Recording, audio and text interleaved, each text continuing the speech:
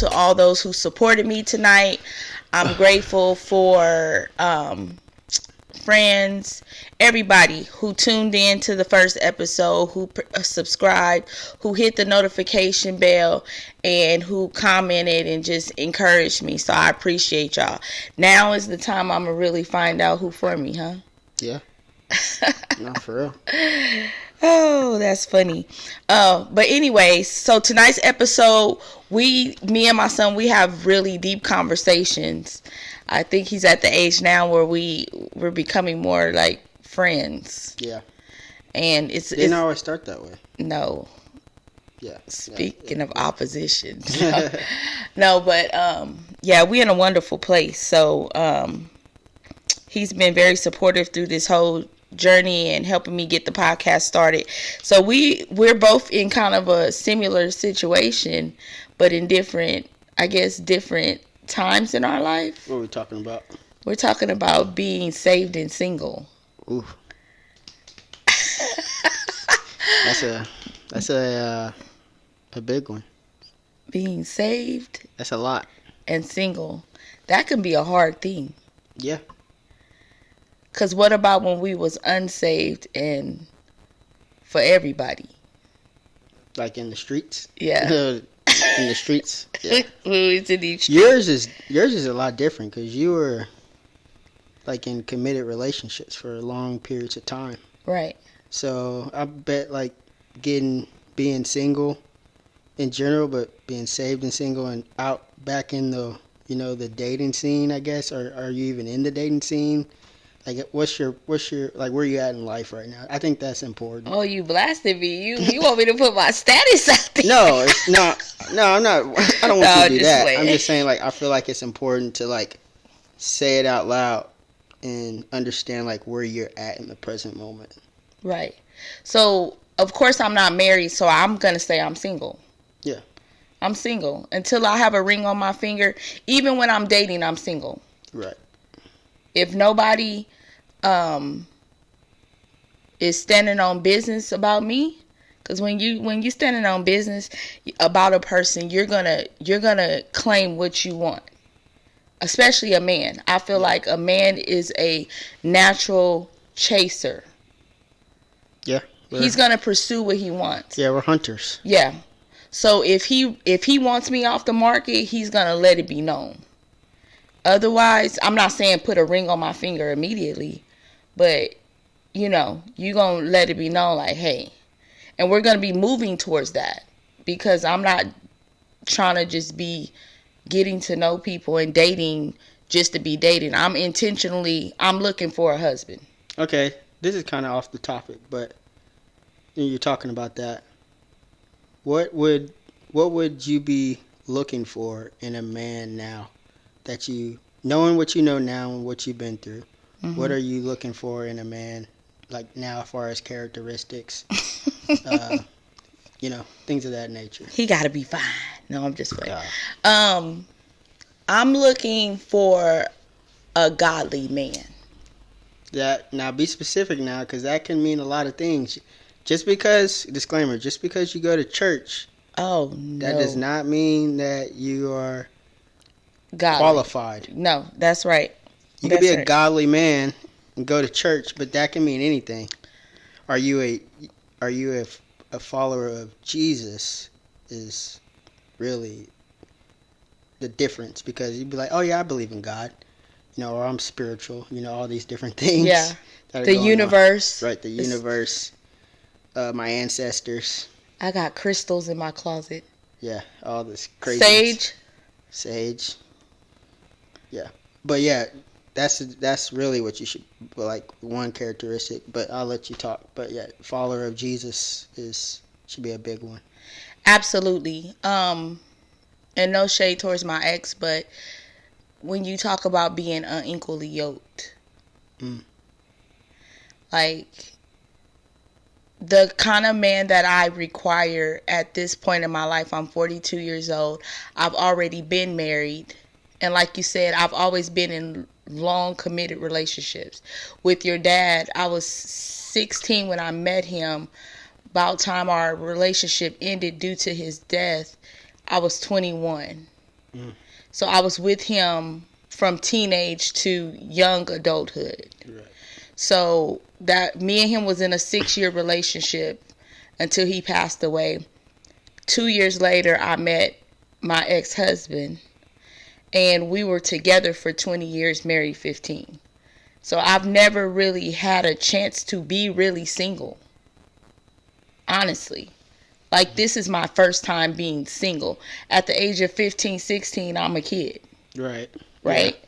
So my whole adulthood, I've been in a relationship, pretty much. Mm. So I went through this 2-year grieving process, or semi-grieving process. Then I jumped into a whole nother relationship, being unhealed, by the way. During that whole 2 years, you weren't healed? Like, you haven't... What were you doing during that time? Wilding out. Mm. So what would you say to the people who get out of a relationship? It doesn't have to be tragic like the one you were in, but what would you say to people who get out of a relationship that they were, like, deep in, and they get out and they're single for a couple years? What would you say they should be doing during that time? Working on them. Working on them. Working on them. Working on goals. Working on your purpose. Working on your relationship with God. You should be putting your hands to the plow on how to become a builder of the kingdom, because that's why we're here. Right. We were created, number one, to worship. Everything we do is worship. Everything. Whether we So realize it or not. we need to, I would say, in that single period, and again, we do a lot of research. We're reading. We're not just hopping on this podcast talking.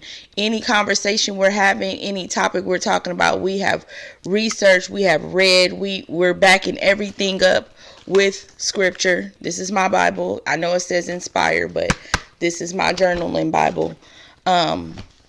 We going back to scripture. Matter of fact, the scripture for tonight comes from Matthew 6:33. Chapter 6, verse 33, and it reads, and this is the New Living Translation version. It says, "Seek the kingdom of God above all else, and live righteously, and He will give you everything you need." Read your version. What do you have? I have the ESV. I have New Living Translation, NLT. All right, mine says, "But seek first the kingdom of God and His righteousness, and all these things will be added to you." See, and that's the version everybody really. Yeah. That's the closest to the King James version. Yeah. So God is telling us, seek ye first the kingdom of God and His righteousness, or live right, live according to the scriptures, live according to how I have commanded you to, and all other things that you need will be added unto you. So not everything we want. Right. He'll give us the desires that He wants us to have. Right. If it's in His will. If it's in His will, yeah. And our will should be His will. Right. Right? So I believe that the will of God for my life, and probably many other women, is to have a man after God's own heart. Okay. What would you say to the women who are struggling with going after that man that that's going after God's own heart? Like the women that are going after the bad boy, they just can't get over that phase. You know, like that phase. We all have that phase, not just women, but men too. We all have that phase where we want what we want. Right. And we're going off of our desires, so our flesh. We're going off of our fleshly desires instead of letting God bring us out of Egypt into the wilderness and change us and give us different desires, different wants, you know. So what would you say to those women? Because that's in this day and age, you go on social media and you could see not just women but men as well going after the wrong type of people that are, quite frankly, not ready for a relationship. Right. Like they're nowhere near it, but people are just getting with people because they just want to say they have somebody. Right. So what would you say to that? First of all, I would say us as women, we shouldn't be seeking men. Yeah, it's good. Men should be seeking us. At the end of the day, it says, he who finds a wife finds a good thing. So we shouldn't be trying to find a man. We should be found putting in work. What do you mean? I'm talking about we should be found by the man who God has for us while working on us, working on our goals, working on being the best version of ourselves. So while we're working and he finds us, we'll be ready. We should be found being a wife before being a wife. That's good. That's good.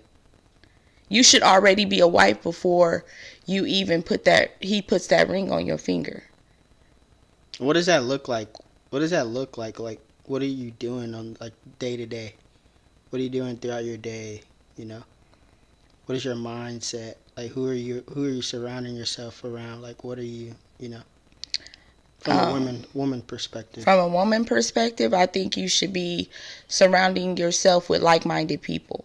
So, depending on where you are in life as a woman, at the age I'm in, being 42, already been through so much, I'm at the point where I've reached a certain maturity. I know what type of people I want to be around. I want to be around people who are going to pour into me, who's going to be a positive influence on my life, who's going to push me to be better. Right. I don't want to be the smartest person in the room. I want to be able to be constantly evolving, learning, being pushed by somebody. While I'm pushing, somebody's pushing me. That's what it looks like to me.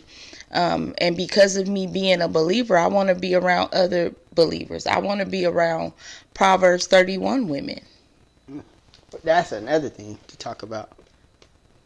Like, say, like a woman is trying to change.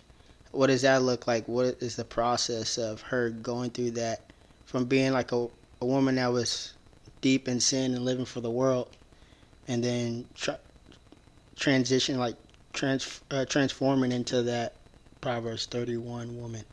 What is that process like? That process is a lot of self-evaluation. It's really looking in the mirror at yourself and being able to confront yourself. Yeah, that's good. It's easy to deceive people, but in order to deceive people, first you have to be able to deceive yourself. Say that again. It's easy to deceive people, but in order to deceive someone else, first you have to deceive yourself. So it's basically, you're deceiving yourself, but you're just going along with it anyway because you just want to do it. In order to be good at deceiving others, you have to be able to deceive yourself, because you're making yourself believe something. If you can make yourself believe it, you can make others believe it. Wow. So you have to tear down those thoughts and those projections that you've put out there about yourself. Like, if I look in the mirror, I know I'm a liar, I'm a liar. Right. If I know I'm a backbiter, I'm not a good friend, wow, then I have to face that. Like, okay, you need to tighten up on that. If I'm a whore, I'm a whore. Yeah. So I feel like I'm taking over a little bit, but No, you're not. It's just like things that's coming to my head. Like, there's always a point in somebody's life when they're deep in sin where, like, there's nowhere to go. Like, you hit rock bottom. Mm-hmm. And for men and women, but, talking about, singleness from your perspective, what does that look like when you, like, to continue on what you're talking about, when you are trying to go through that change and you're ignoring the signs, you're ignoring what, like, God's speaking to you, like, hey, I want you to change, and then God does something in your life to where you have no choice but to turn to Him. What does that look like? Like, have you ever been there before? Oh. And if you have, like, if you could think back to moments where, like, you were living in the world, you were living, because whether people believe it or not, it's not a battle between flesh and blood, but principalities in higher places. Mm-hmm. So it's literally every single day you wake up, there's a war that's either for the light or the darkness. Right. You know, and all of us have once in our lives lived for the darkness. Mm-hmm. We're on the side we're fighting in the war on the dark side. And what does that look like when you've been fighting for the dark side and you hit that place and it's like no, you have nowhere else to turn but to Jesus? What was that like for you, if you can remember? Oh, I can remember because it was not that long ago. It was dark. It was a dark place. I'm talking about, like I said, when you're deceiving others and you're deceiving yourself. I knew that I wasn't living the way I was supposed to be living. It's just like when he says, I'd rather you be hot or cold.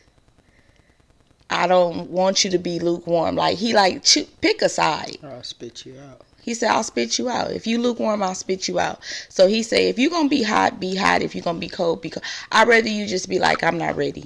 Right. Be real. Be real. Yeah.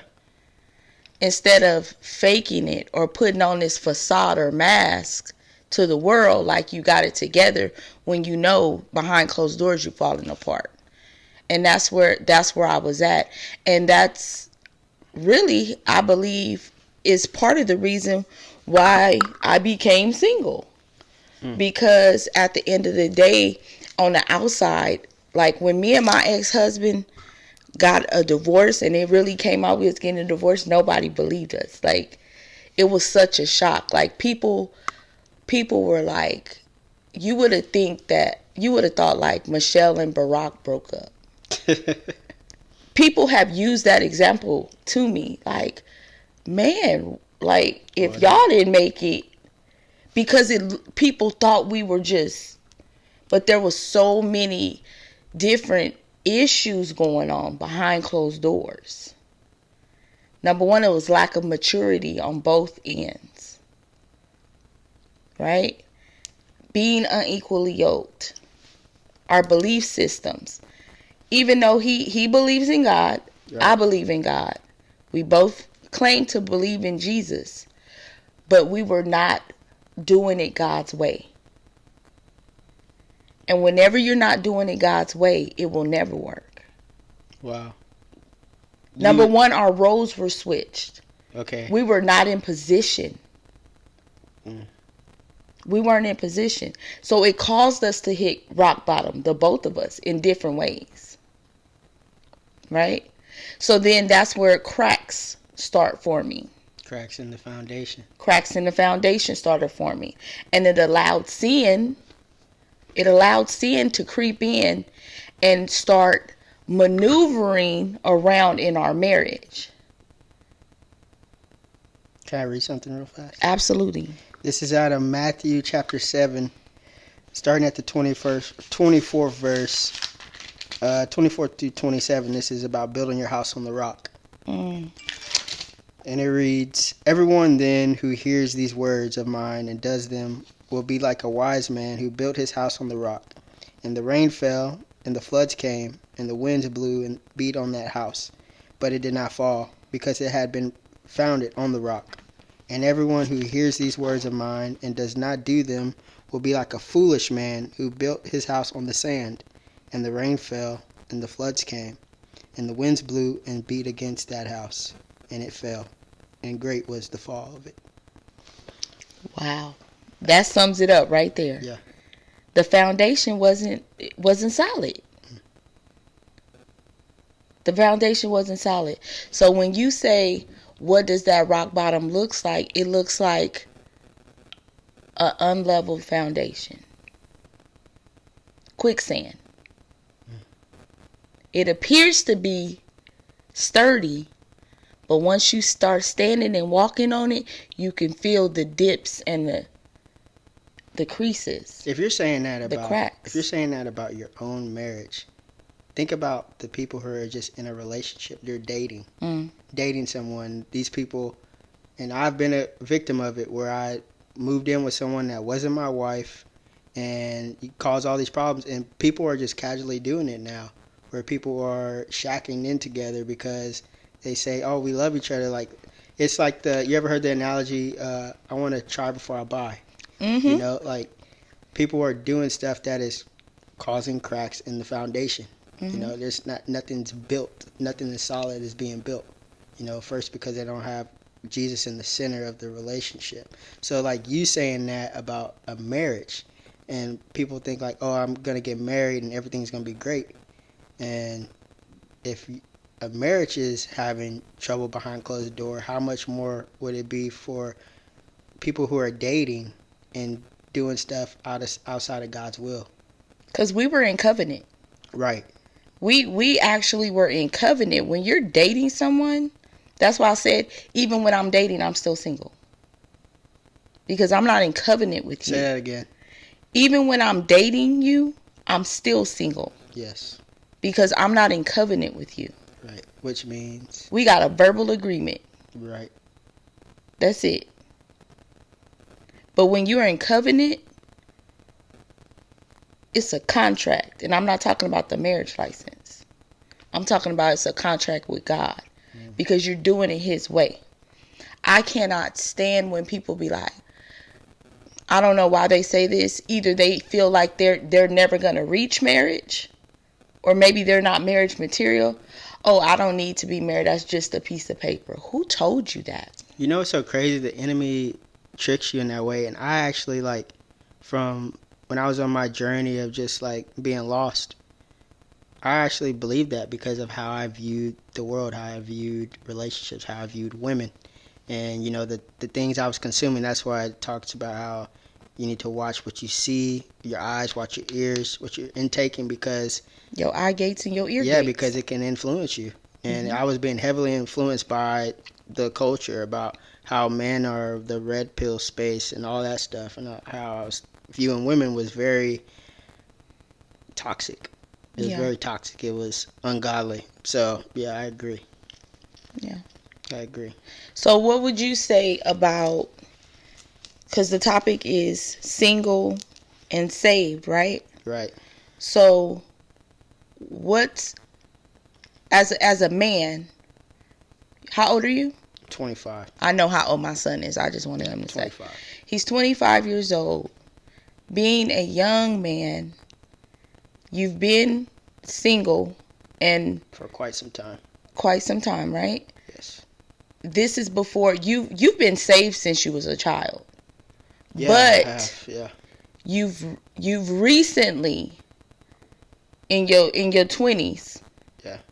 started taking your relationship, your walk seriously, right? Yes. So what would you say is the difference with being saved and single then, when you were on the other side, compared to where you are now with your relationship with Christ? I have more reps. Meaning that when I was first saved and single, I remember that's when I was already saved, like you said, when I was younger. But I believe I went on that true journey when I got baptized at Impact. Before I went to the military. Went to basic training and all that. And I came back, but even when I came back, I was wilding out. I was really wild. That's when I had got that Cadillac, and I was just all over the place. I was in college. Can we put a pin right there? Yeah. That you said that you got baptized. Right. And went to the military. So you were saved. Right. You were baptized. Yes. The Father, the Son, and the Holy Ghost. Yep. Right? Mm-hmm. But that still did not exempt you from struggles. From struggles. From those thorns in my side. Exactly. So being saved does not mean that you won't fall. Right. And my thorn has always been... Will stumble. Because the Bible says, he who is able to keep you from falling. Yeah. So you're still going to stumble and be saved. Right. Yeah. And my thorn has always been women. No, that's just being transparent. Be real. My thorn has always been women.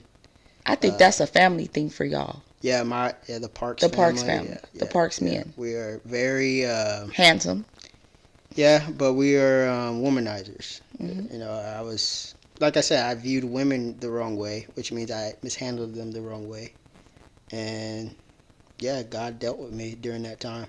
I made a lot of mistakes, and yeah, I had to learn a lot of hard lessons along the way.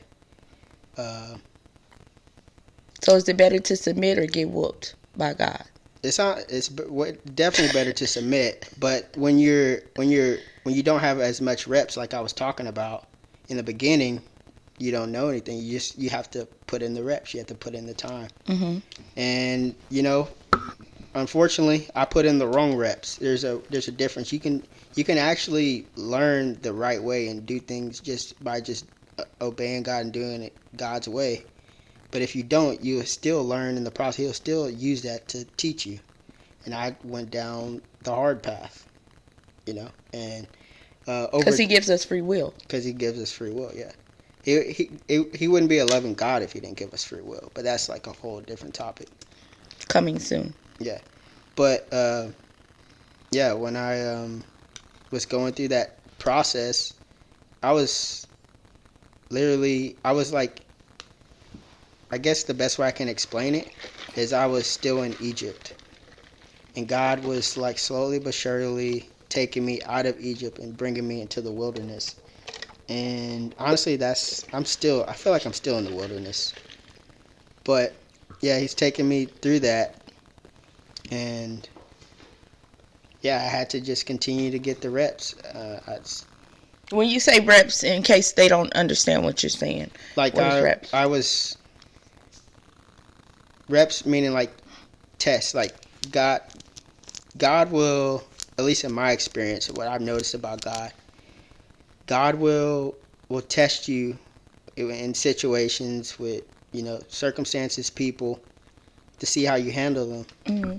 And he'll actually use those things for the benefit to grow you and to push you into the place that he is trying to get you to, the person he's trying to grow you into. And that's just like in Jeremiah 18, the potter's wheel, when we were talking about that earlier today, where he talks about how God is the potter and we are the clay. Right. Yeah, and that's what he was doing during that time. He was just molding me into, and he's still molding me, but he was like molding me into, something more beautiful. And back then I was rough around the edges, but as I continue to go through different things, a lot of things that were painful, I had no choice but to change. So adversity will cause you to change. Adversity will cause you to change. So when you ask, what was my saved and saved and single then from saved and single now, is I just have a lot more experiences that I can use from my back pocket and take out of the archives, out of the files, and be like, okay, I know not to do this. I know not to do that, because I know when I do this, it leads to this. So would it be safe to say that life is the best teacher? I really would say the Bible is the best teacher, because if I would have been reading my word and staying close to God and letting God be my shield, be my hiding place, which it talks about in the scriptures, then I would have been okay. Like in Chronicles, it talks about how Lord, keep me from all harm so I can be free from pain. And if I would have been more intuitive, if I would have been reading the word, because I wasn't reading the word at all. I wasn't. That's just being honest. I wasn't reading the Bible. I was, claiming like, yeah, I'm saved. I believe in God, but I wasn't. And I didn't have a relationship with him. There you go. And that was the difference. Honestly, if I could sum it up in that little sentence right there, I just didn't have a relationship with him. And it caused me to have to learn the hard way. Whereas I could have just picked up the scriptures, read the scriptures, let the Holy Spirit pierce my heart. Digest it. Yeah, digest it, change me, and literally take these words on this, to heart, and it would have changed me, and I would have learned that way. But I didn't do that. I decided to go down a different path. But it all led me back to this. So now I'm like hungry to read this. And apply it. And that's the difference from me then to me now. Applying. Yeah, applying it. So you went from expectation to action. To action, yeah. Because honestly, if be honest with you, I just got tired of me. I just got tired of my mess. I got tired of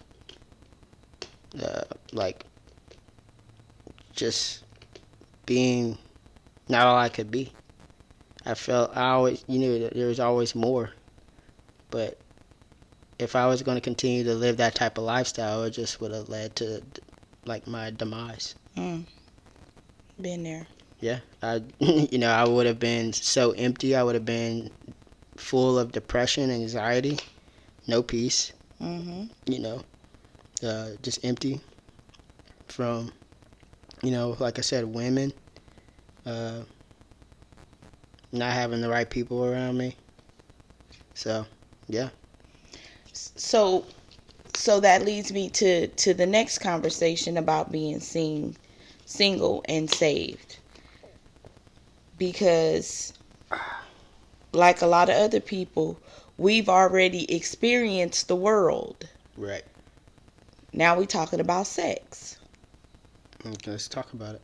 We've already experienced it. Yeah. And trying to break away from that. Yeah.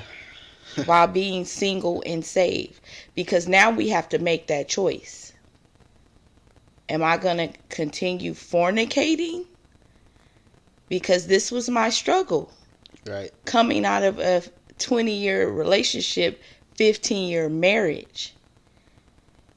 To go with being able to be sexually active with my husband whenever we wanted to, and being covered by God and being in the green okay, to not okay no more. Right.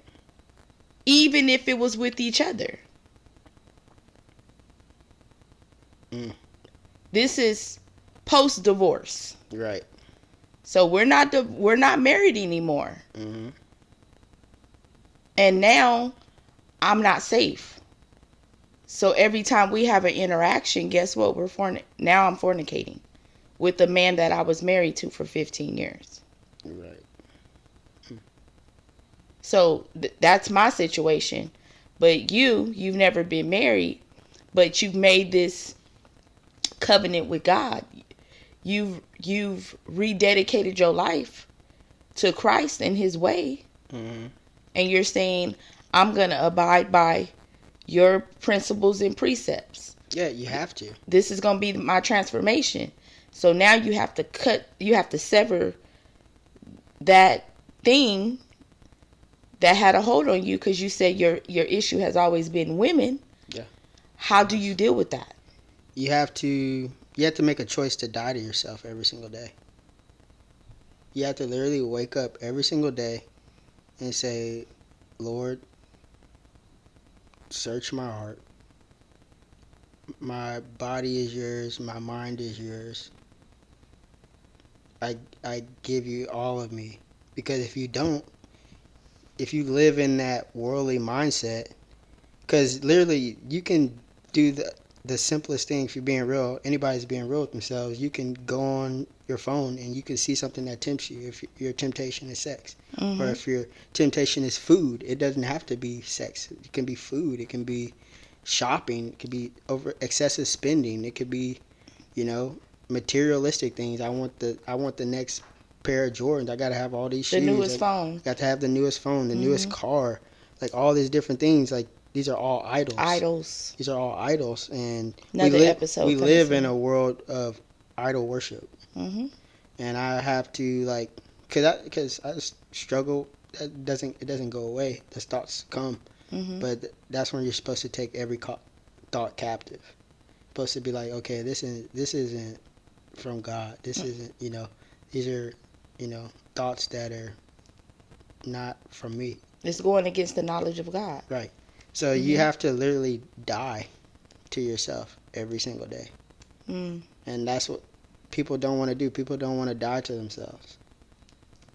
That's one of the hardest things to do. But in the death, that's when you actually start to live. Woo, that was good right there. That people don't realize that. People think like, oh, I gotta when I follow Jesus now, like my life is just so boring. Yeah, I don't get to do anything. I don't get to do anything. I don't get to, go out and club. But what you don't realize is like when you follow Jesus, like he gives you new desires and you don't want to do those things. Mm-hmm. Like he gives you purpose. He gives you meaning. Going out to the club every weekend with your friends, your girlfriends, or your homeboys, it's not going to do anything. Drinking yourself to death and passing out. God knows where. You don't even know where you're at. You're waking up outside somewhere in somebody's apartment. You turn over and there's somebody you don't even know. Mm-hmm. Don't even know what happened. Like these are things that are happening every single day. Yeah. You know, and I never done those things to that extreme, but I know people who have gone through those situations, and it's because their life was meaningless. They had no substance to their life. They didn't have Jesus in their life. And when you do have Jesus in your life, he gives you different desires than the person that's in the world. So, you as a young man, and I keep saying a young man because you're in your early 20s, what are you looking for in a woman at this point? Me and you've had these conversations privately, Yeah. but at this point in your life, what type of woman would be qualified for you? First things first, she has to have a relationship with Jesus. Like, she has to. There's no if, ands, or buts. She has to. It doesn't mean like she has to have it stronger than me. Like, just have a relationship. Just yearn for that relationship with God. Want to change. Because nobody's ever a finished product. Nobody. Some people you meet them in the beginning, and they're like that piece of clay, and you have to help mold them into who they're. That's what a husband and a wife is for. You help mold each other. Constantly. It's constantly refining. Mm-hmm. Iron sharpens iron. You're constantly sharpening each other. Yes. Yeah. So she has to, first have a relationship with Jesus. She has to be able to sharpen me. She has to be able to hold me accountable. She has to allow me to be able to lead, but also not I don't want to lead from an authoritative place, because leadership is, Christ is the head, and then, then it's you. Me, and then, Mm-hmm. But yeah, she has to be able to let me lead, but also be able to, help me in that leadership. Give me words of wisdom. Be my eyes on things that I can't see. Your helpmate. My helpmate, and that's what Eve was to Adam. And that's like a whole other thing we could talk about in itself. But as a man, we're supposed to, cultivate the women, cultivate the children, and all that. But that's not even the topic we're talking about. But so yeah, she has to have a relationship with Jesus, be able to allow me to lead, be able to be my eyes, respect herself, have values.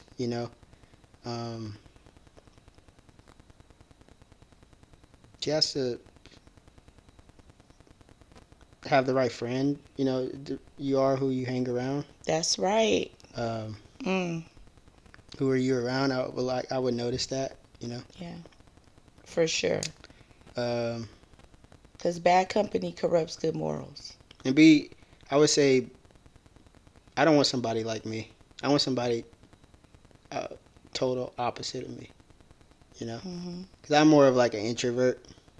Yes. So extrovert would be nice. Pull you out your comfort zone. Pull me out my comfort zone, because if it was up to me, I'd just stay in the house all day. And, just be in my own little world, which I am in now. But, yeah, and be able to teach me things. I don't know everything. I want to learn from you as well. Yeah. So be able to teach me. And just be like a true soulmate, Be somebody that I can really grow old with and enjoy being around every single day. Right.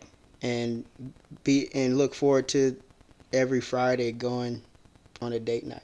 You know, just doing that. You know, just those type of things. But most importantly, a relationship with Jesus. That's like the most important thing. So what does dating look like? What is dating? We was talking about that earlier. Courting. That's the real dating. You know, God doesn't know anything about dating. He knows everything about courting. Blackpeoplemeet.com. Blackpeoplemeet.com. You got all these farmers.com. Farmers only. Tinder. Be okay. Plenty of fish. Yeah, all these dating apps. Nah, but yeah, courting. And the best example you can look at that in the Bible is come from Song of Songs, where it's about I believe it's, I don't want to butcher it. Is it Solomon? Yeah, Solomon and his bride. You know, the woman that he's going after or whatever. Like he comes to the end of himself, and he meets this woman, and it basically Songs of Solomon basically teaches you how to do relationship the right way, which a lot of people don't really like read it, but it's literally giving you like a blueprint for how a relationship's supposed to go. You know, it's this big. Yeah, don't fornicate. Don't treat each other with respect. You know, it's just like a lot of gems in there, a lot of principles to live by. But I would say that would be the best way to follow. But what that would look like for me is, that's a good question. I would definitely say someone I can. You definitely have to. You're a Christian. Can you date a Muslim? Oh, that's great. No. that would not work out. That's being unequally yoked. So like, yeah, no. Not dating a Muslim, not dating an atheist and agnostic. You know, all these different things. No, I wouldn't be able to do that. Because you're. Is this like first date conversation? Oh, absolutely. Like, oh, that's great. Yeah, when you go on a date, I think you should. Cause I'm past the what's your favorite color. Yeah, nah. You have to ask the tough questions. It's a going on a date is basically an interview. It's basically what it is. You're seeing if they're qualified for you. You know how when you go to a job interview, they see if you're qualified for the position. Well, you have. Will you be a good fit for the position? Well, they right. need to see off the rip, are you a good fit for them? You know, and you only know that by asking the hard questions. Seeing like what would they do in different situations.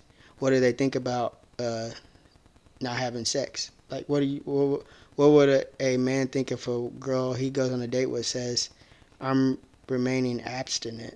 How do you feel about that? You know. Oh, that's gonna tell a lot right there. Do you want kids? You know. How do you feel about disciplining your children? How do you feel about disciplining your children?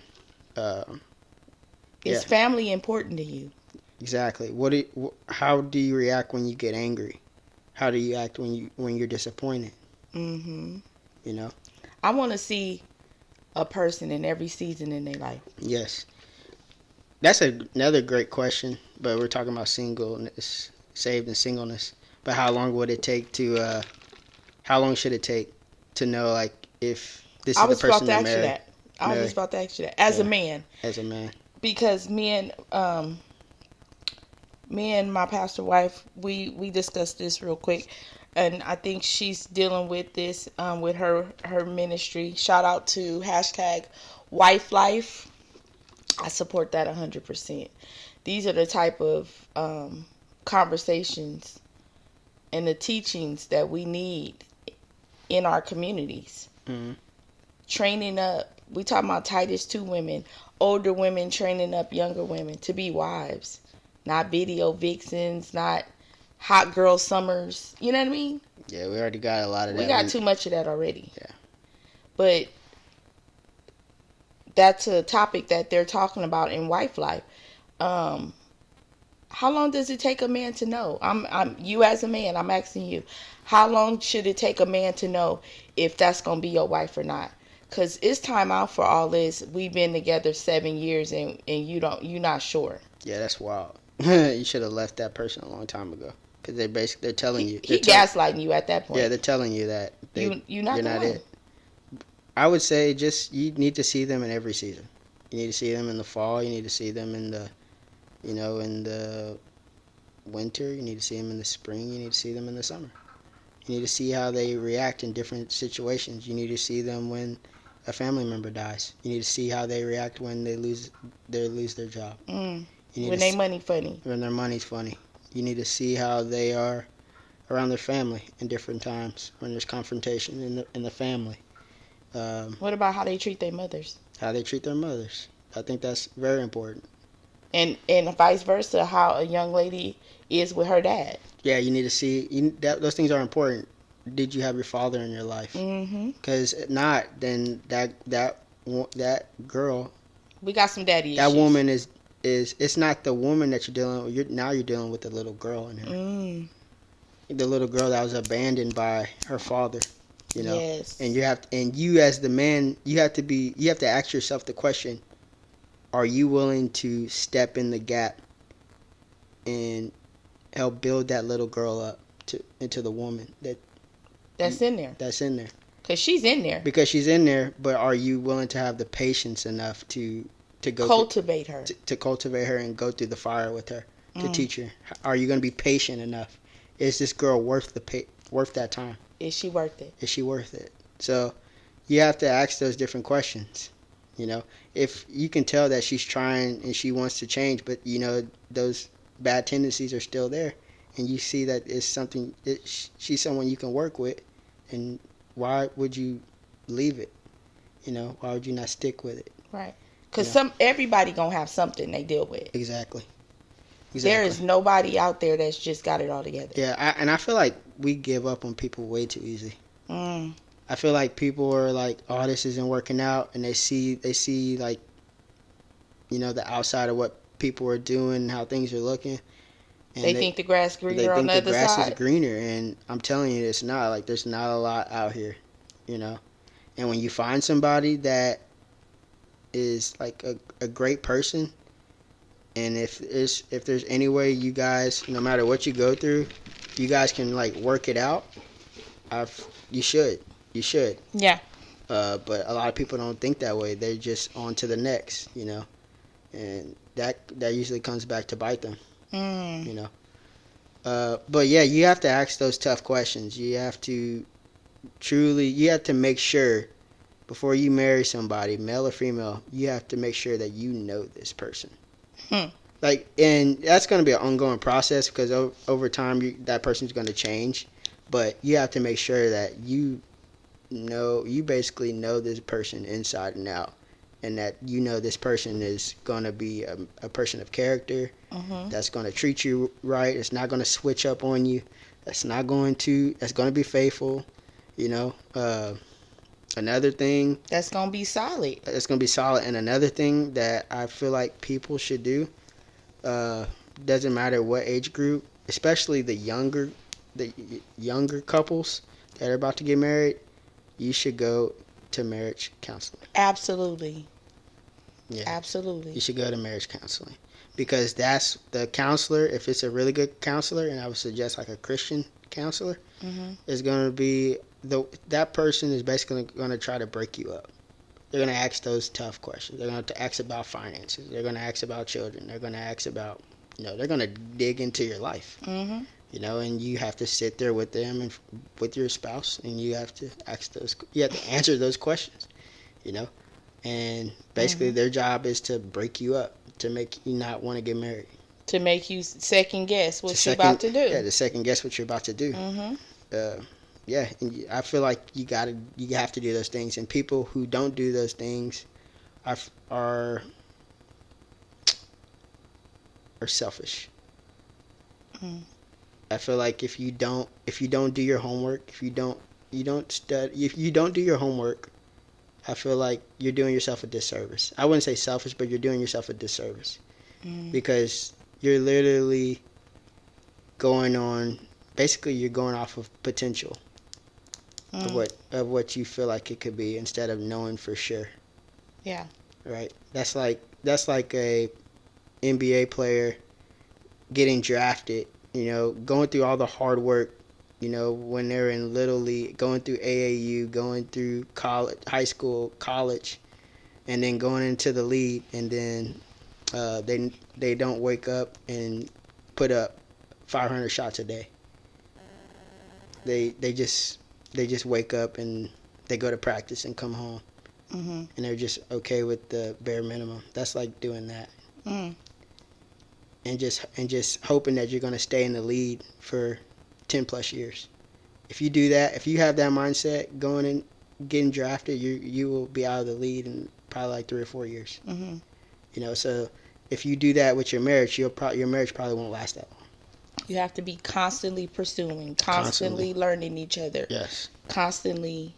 Yeah. You know how they say what you did to get them, do to keep them. Yeah, and you don't want to be the person that did something that you shouldn't have done to get them, because that means that you should have never pursued them in the first place. Don't get complacent. Yeah. Don't get comfortable.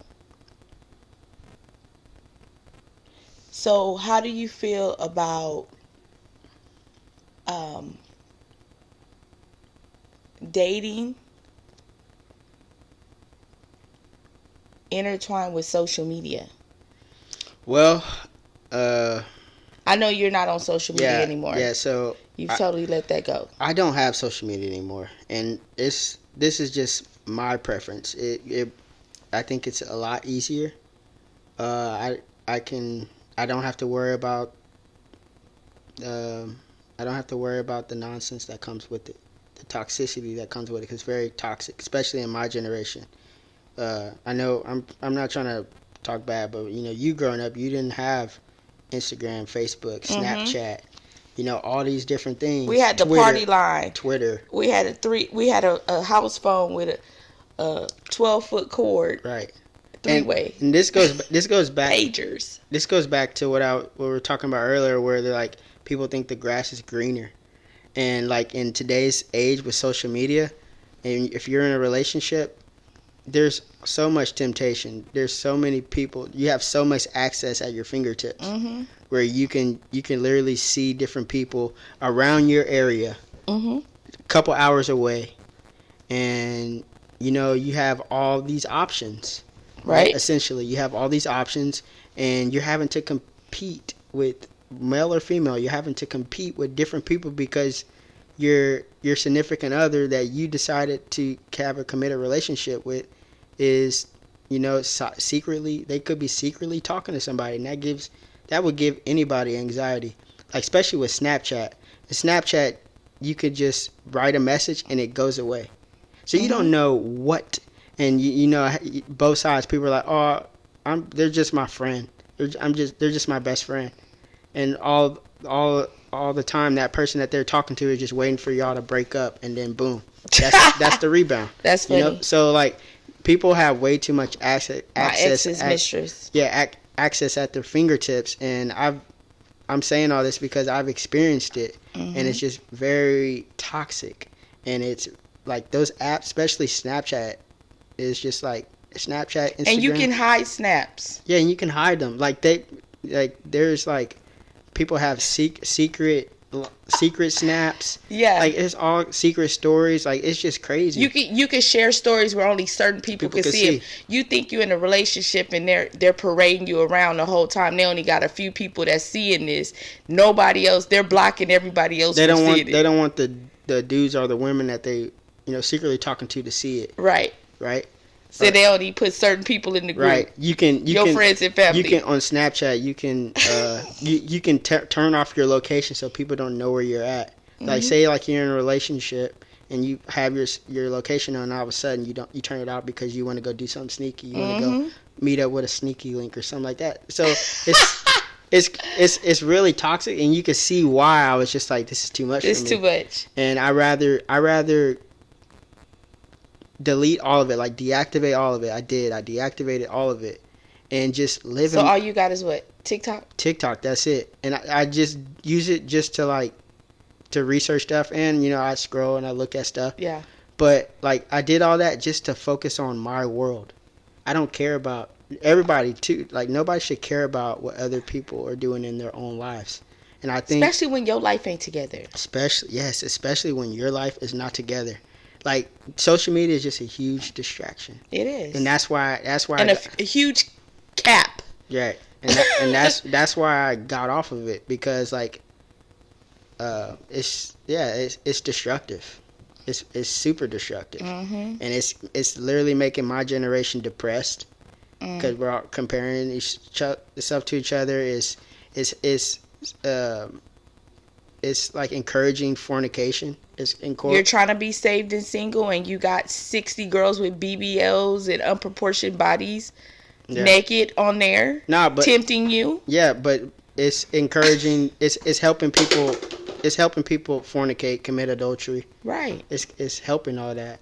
So that's the enemy. Right. And when I decided to get really serious with my walk with God, and like recently when like people started to leave my life, I was just like, why do I need all this stuff for?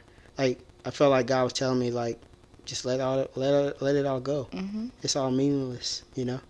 It's kind of like when he started having his disciples follow him. Right. He's like, leave your life behind. Yeah. Come follow me. Yeah. Those who will who want to save their life will lose it. But those who lose their life will be saved. They'll find it. Mm-hmm. And that's where I was just like, it's a concept called like burning the boats. And like back in the times where like Vikings and things of that nature, when they were traveling to a different place, it was said that they would travel on boats to these different island, the different continents. Mm-hmm. But when they got there, they would burn the boats so they couldn't return. So they were forced to create civilization where they landed. And that's where I was just like, that's what I'm gonna do. I'm gonna burn the boats. Like I'm not gonna return to my vomit, to my filth. I'm not gonna return back to the old people. I'm not gonna return to the temptations. Right. I'm really gonna lock in and focus, because I'm 25. Like I've wasted. Now I'm young, but I've wasted time. Mm-hmm. And I feel like social media is just a huge. It just wastes your time. It like slowly. It's just like. It's like slowly lures you in, and then it gets you like you become. It makes you like its slave. Yeah. And that's where I was just like, yeah, I'm not about it anymore. So yeah, I don't have social media. I know the thought of dating when I first knew that I was going through with the divorce. Once we both decided this is what we wanted, let's go ahead and do it. Yeah. And just the thought of dating people, because I've lost friends from domestic violence, and just the thought of getting to know somebody brand new. Yeah, how do you feel about that? Man, like I said, it kind of gives me anxiety about meeting somebody that I don't know. Right. I know nothing about this person.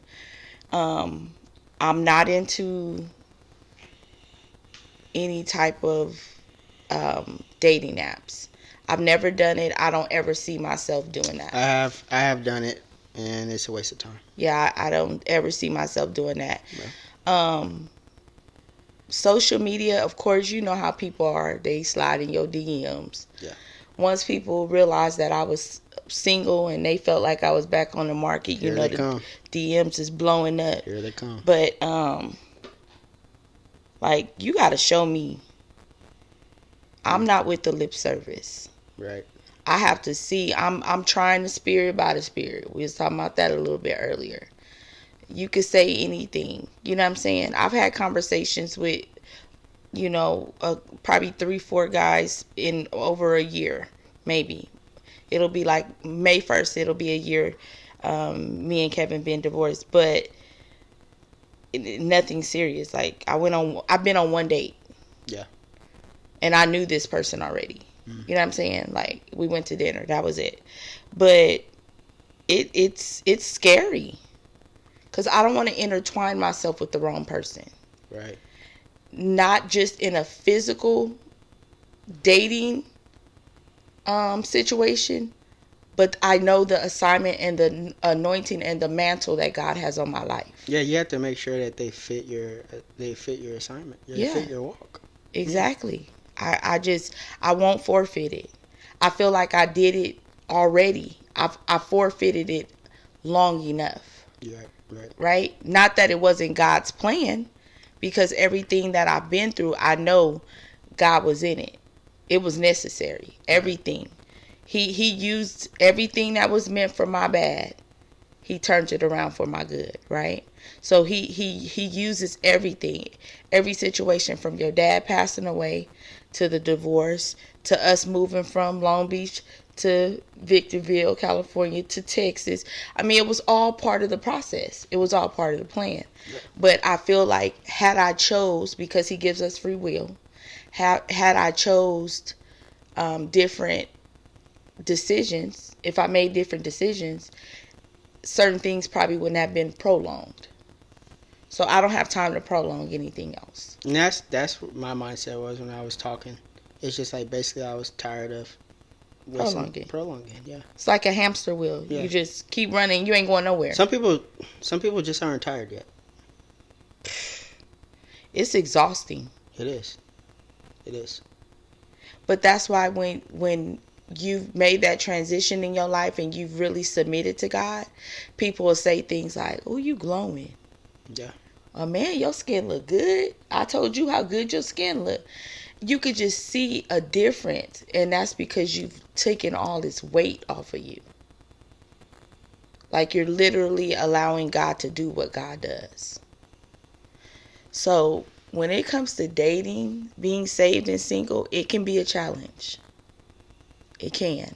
What would you say to the people who are struggling, like in that single phase of their life, where they are not talking to nobody, nobody's hitting them up, nobody's talking to them, nobody's reaching out? Because that's where I'm at. Like, my phone is dry. You know, like, how do you cope with that? How do you deal with that? How do you deal with that knowing, like, you don't have somebody and you're forced to deal with yourself every single day? I just thought of something. That's why I laughed. I feel like if it was meant to be, it would be. So if you are single and ain't nobody hitting you up and your phone dry, it's because God has you in that secret place right now. You need to be focused on you. Yeah. You need to be cultivating yourself. And it's not that you're not attractive. It's not that you down bad. God is isolating you. Sometimes in order for you to hear God and hear what he has for you, he will isolate you. Yeah. He'll put you in a straight bubble.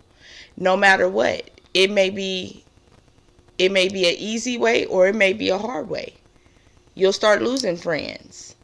You'll start, you know what I'm saying? Family will start acting funny, or you feel like they're acting funny. And it may not even be the case, but he's trying to isolate you where you have nobody else to turn to but him. And when you asked me that question earlier, what does it look like to hit rock bottom? You know what I mean? And that's what it was. He had me in a place to where I had no choice but to turn to him completely. Like, no faking, no fronting, no mask. It was like mask off. You gonna look in this mirror and you gonna face yourself. Right. And until you do that, I can't do nothing for you. It's not that I can't, I won't. Just do the last thing I told you to do. Yeah. So, I would say cultivate yourself. I would say, number one, I would say pray. Get your prayer game up. Prayer is a lifestyle. It's not something you do on Sundays. You know, you could tell a person's prayer life by the way that they're living. Prayer without ceasing. Yeah. Your prayer life is everything, because that's your Wi-Fi to God. That's your connection. You know what I mean? Like that's your source. Mm-hmm. If you have no prayer life, you have no connection to the source. And I've been guilty of when I just, I go long periods of time without praying. And then I'm like, dang, why do I feel so like something that's just so out of balance? Empty. Yeah, and then I pray and then it's just like the peace comes back. Ephesians 6:11. What does it say? Is that the armor? Oh yeah, I believe it's 6. Ephesians 6. Put on the full armor of God. Yeah. Every day. I'm in an armor bearer class. For those of you who don't know what an armor bearer is, it's an intercessor for your leader. So you're constantly praying and covering your spiritual leaders. In the Bible, David was the armor bearer of Saul, so he was his covering. I'm in an armor bearer class, and that's what we focus in a lot on. Shout out to Elder Janelle Johnson.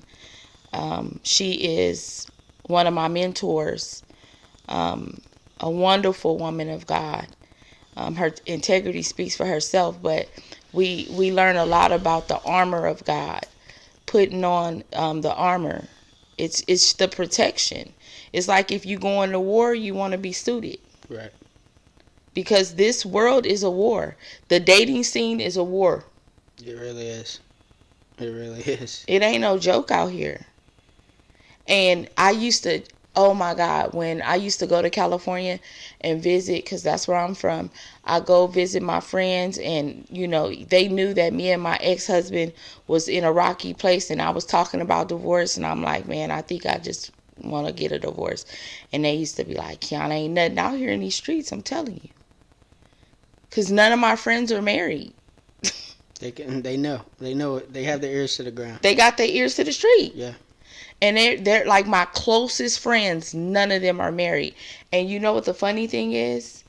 I was thinking about this a few days ago. All of us have lost the loves of our lives. Wow. To death. Really? Alejandro lost Victor. Victor was shot right after high school. Yeah. I lost your dad. Gun violence. Yeah. Casherelle lost her fiance, which is her daughter Sarai's dad. He was a firefighter. He had a heart attack in their home in his sleep. My other friend Shalithia, her daughter's dad died of a heart condition too. These are my closest friends, and all of us have experienced that. Wow. And all of them are single. And I was the only one. And I'm the baby of the group. Me and Casherelle. And all of them tell me, like, Kiana, they tried to talk me out of it so much. And they were like, I'm telling you, ain't nothing out here. And that's not why I even contemplated divorce. It was just, I knew something wasn't working. Right. I'm like, it has to be more to it than this. You feel like you were at a standstill? Right. And then I took refuge in other things. Mine was alcohol. That bottle became my friend. Right. Because even though I was in a marriage, I felt like I was alone. We're talking about single and saved. You talking about date nights. And we went on dates. We did stuff. But it was just like, it was the unequally yoked. First of all, I'm 5 years older than him. Do you think that plays a part, or how big a part you think that plays? I think that played a huge part, because we're talking about maturity. Right. But there's younger men, on both sides that can be super mature. Right, but that wasn't the case with us. So you feel like that's like a choice? Right. Not to out anyone. No, not to out anyone, but like, like I'm just saying, it was just like, yeah. So it was, and anywho,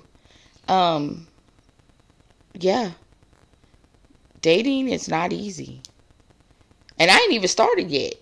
Right. So that's why I'm really, as I'm talking to my fam here, my online fan, I'm talking to myself. I'm trying to figure it out too. I'm here to tell you, it's hard. It's not easy. You're right. It is not easy. So you as my son, I'm gonna ask you this, because now you as my son, what kind of man do you feel I need? You need a Knowing where I am in my life right now. You've seen me in every season of my life. You need a man like Jesus. You need a man who he can be a lion, but he also can be a lamb. You need a man who is going to be patient and gentle. It's going to be able to lead you. Be able to make you better person. Mm-hmm. Help you to see the beautiful things, bring out the beautifulness that you don't see out of yourself. You need a man who is He gotta be fine too, though. looks go so far. Eventually, once you get up in age, y'all are gonna not look the same. You want your mate to be attracted. I gotta be attracted to you. Of course. Now. But what happens if that person, some tragic happens to them and they don't look the same anymore? Oh, like when Kevin Hart said, if the shark, she fall. Yeah. He said, I'm a pusher. Let him finish the job. Yeah, but like say like something happened to like their face, or like this is like real life stuff that people have gone through. Say what if happens and they can't walk anymore? Right. Like they're in a wheelchair. Are they still the love of your life, or do those vows really mean something to you, right. or are they only convenient when everything's going right? So right. Like, so looks only go so far, basically, what I'm saying. Yeah. It changes. Yeah, it changes. Because you are going to eventually get older and, things change. Things change. Unless you're going to keep getting work done. No, I don't think that's the best way to go about it. I'm just saying. Yeah, I mean, you could. Or you just eat healthy and work out. Yeah. You'll be fine. Do the right thing. What else?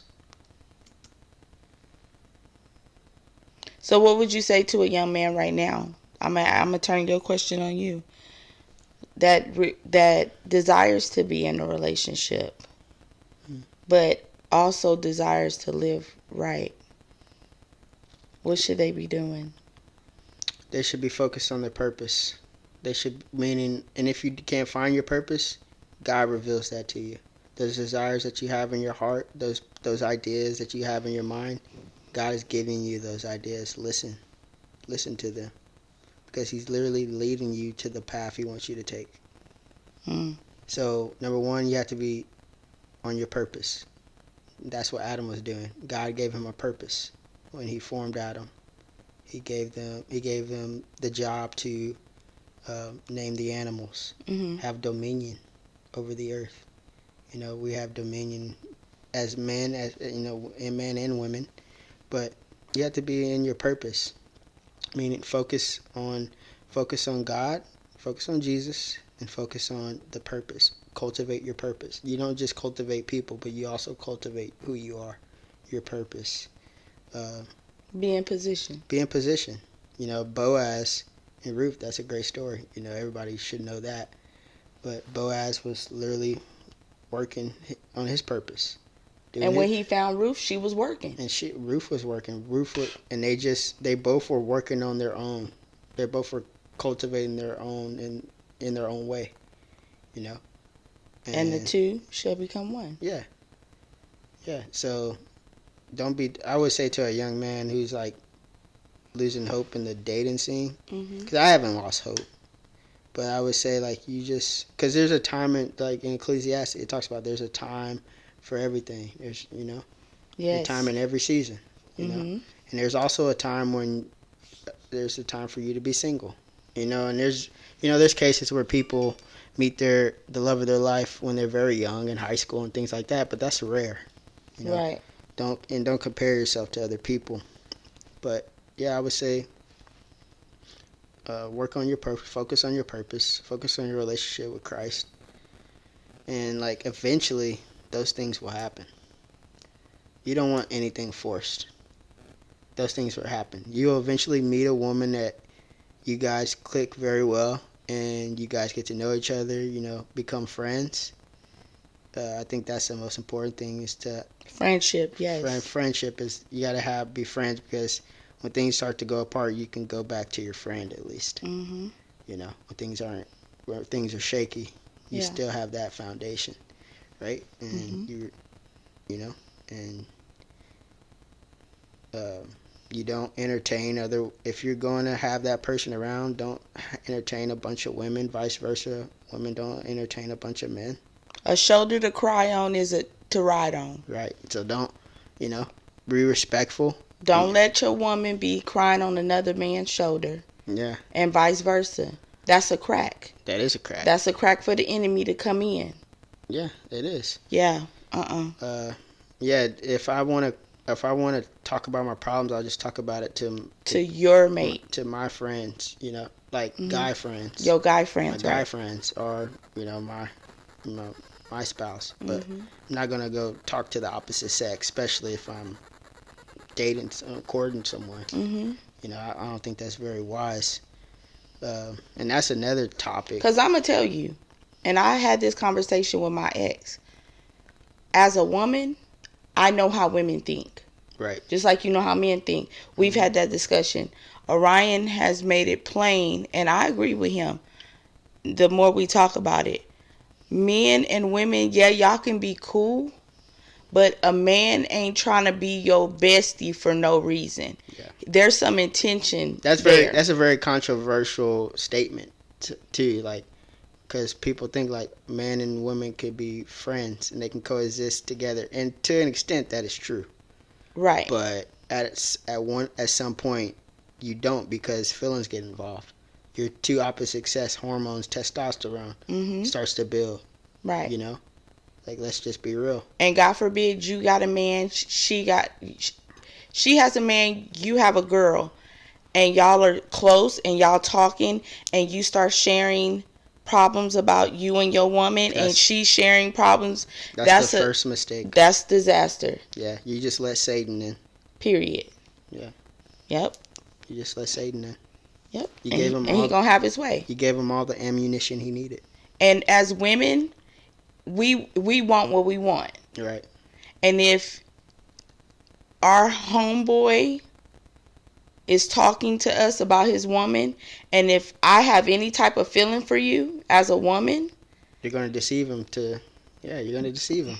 Listen, I'm going to be like, she's a fool for doing you like that. You deserve so much better. Yeah. Oh yeah, a woman is going to stroke your ego and make you feel like she is the best thing since sliced bread, and the woman you with don't appreciate you and don't deserve you. How do you feel about when women and men say like, or straight Jezebel? No, when a woman says, I just get along with men better, and that's like their excuse to have guy friends. That is how do you feel about that? Because that is like huge, especially in my age group and lower, or just like in general. Like, that is like one of the go-tos that women say to try to ease the man's antennas. Yeah. Right. Yeah. And I've never went for that from day one, but I remember growing up, and they used to say that growing up too. There would be certain girls that kick it with all the boys, and either you was a tomboy or stud, lifestyle, or you was a hoe. Right. You getting around with with the dudes. Yeah, with the whole group. Yeah. Yeah. So. Now I know you may have a male best friend before you get in a relationship or before you get married. Right. Right? That happens. I know people who have really close knit. I'm talking about best friends, But boys. how's that best friend gonna feel when he or she sees that you're with another person, and y'all been with each other, hanging out with each other, spending Forever. time with each other all this time? The feelings that you was talking about. Yeah. Hidden feelings. Right. They're not gonna. People. It's hard for people to believe that, but they're not gonna be around just for no reason. Yeah, you're a great person, but deep down they have you around because they want you, whether they want to believe it or not. Mm-hmm. They have you around for some reason, and maybe in rare cases, there's rare cases where the genders don't want each other, but that's rare. Mm-hmm. You're not just gonna, from the male perspective. I feel like they done tested the waters at least once. Right. Like, I know back in the day, be like, oh, that's my play brother. Oh, that's my play sister. Yeah. You be like, no, that mean I'm gonna do you later. Right. Right. That's what I feel like. Right. Yeah. If there's no blood relation, unless you're an in-law to my man, you be like, oh, that's my cousin. Right. You know what I'm saying? But the whole, like, yeah, that's my friend. But that my play brother, we grew up together. Yeah, that would boost any man that you just brought into the picture. Like, that would make him, like, on alert. Yeah. Because, yeah, that's not going to fly with him. And that's not going to fly for a woman as well. Like, if you're just being real. Yeah. There's going to be some insecurities there for sure. Yeah. And me personally, I'm not going to do any of that. I'm not going through no woman's phone. I'm not doing any of that. I'm not doing any of that. I'm not doing any of that. Like, the truth will reveal itself. And, like, I have discernment, so I'll know if I just need to just cut you off. Period. And I have zero tolerance now. Like, me too. I have zero tolerance. I'll cut somebody off real quick. Me too. Like, yeah, any signs. I give you, a chance, but any sign that is too much to overcome, let's just end it. I'll just end it. Let's just end it. Because my peace is more important than anything. Absolutely. Yeah. I'm not going to be struggling in my mind. Who you talking to? Who in your phone? Listen. Because I've had that. I've had instances where, I'm getting my phone looked at and I'm getting questioned. Mm. And at the same time, I'm living in sin, and we're not married, we're not together, and I'm having sex, with this person, and when you do that, you're literally soul ties. You're literally married to that person once you do that spiritually, whether you believe that or not. And now that person's acting crazy, and people are like, "Dang, this chick is crazy." Well, why do you think she's crazy? You literally put your peen inside of her. Mm-hmm. What do you think is going to happen? Right. To her, she don't know the difference. She's talking about ownership. Yeah, she thinking like y'all are exclusive, like, and that's where marriage, like, God sees it as marriage, Mm-hmm. And then once you're like, you're not my girlfriend, like, I've said that line before. Like, we ain't together. We're not together. That literally breaks someone when they hear those words. They feel used. Yeah, they feel used. You just use it like an object. And I've been there before. Just it's not right. It's not cool. So, yeah. Wow. Yeah. So, as we bring this episode to a close, I think this was a good conversation. Yeah, it was really good. This was a good conversation. So, I'm just putting it out there. For me, he has to love Jesus. He has to be a provider. Oh yeah, I didn't say that. Not that I need him to take care of me financially. Right. I'm talking about provide for me emotionally, spiritually, and also household wise. Yeah, naturally the man be a leader. We're designed to do that, so we'll want to do that. Yeah. Yeah. Be a leader. Be a provider. Be a protector. Of course, love Jesus. And I have to be a priority. Period. I'm talking about top priority. At the very, very top? Not the very, very top. Of course, God should be priority. Yeah. But after that,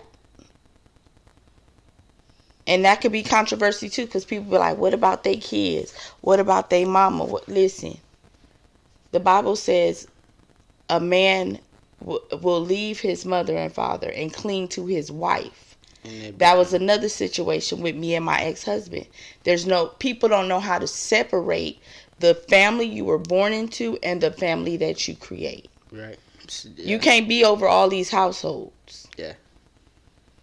So that again, that's being in position. Yeah. Take your rightful position. I bet you that's common in the world. A lot of families struggle with that. And then you got the women stepping into the men position because the man is not in his position. So the women is forced to get in that position, and then they're labeled as being masculine. Masculine woman. Yeah. And mouthy and loud and controlling. No man wants a masculine woman. Exactly. Yeah. But these men don't want to be masculine either. Yeah, it's true. That's a whole nother episode, y'all. But I want to thank my son for being on tonight, being transparent, being real. Yeah. I can honestly say God is good because I'm literally sitting here having a grown conversation with my grown son, and if I ain't done nothing else right, he know the Lord. So I've made some mistakes as a parent growing up. Lord knows I have. But to know that he knows Jesus and he don't only know him, but he loves him and he respects him, I've done my job. Yeah. So thank you, Ryan, for coming. This will not be his last visit with us because he does a lot of my background work. He's my producer. I'm learning on the fly. Yeah, he's doing a great job though. What we got? He's my PR person. We talked about that. He tell me what to post, what not to post. Social media. His generation is much more savvy. Him and little Kevin, my baby boy, they've been helping their mama out. But we appreciate y'all. This is the Witness Protection Podcast. Episode 2, and this was called Saved and Single. We're out. And we out. Peace.